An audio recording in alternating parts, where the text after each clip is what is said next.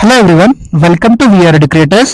మనకి Telangana state public service commission టీజీపీఎస్సీకి సంబంధించి గ్రూప్ 3 ఫలితాలు విడుదల కావడం జరిగింది.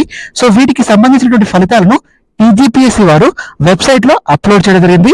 జనరల్ ర్యాంకింగ్ లిస్ట్ తో పాటు మనకి ఓఎంఆర్ షీట్స్ కూడా పెట్టారు. ఎవరైనా కావాలనుకుంటే మీరు టీజీపీఎస్సీ వెబ్సైట్ నుండి డౌన్లోడ్ చేసుకోండి, లేకుంటే మన ఛానల్లో ఇక్కడ మీకు డిస్క్రిప్షన్ లో ఈ టీజీపీఎస్సీ గ్రూప్ 3 కి సంబంధించినటువంటి జనరల్ ర్యాంకింగ్ లిస్ట్ యొక్క లింక్ ని మీకు ఇవ్వడం జరుగుతుంది. మీరు ఈ లింక్ నుండి డైరెక్ట్ గా డౌన్లోడ్ చేసుకోవచ్చు.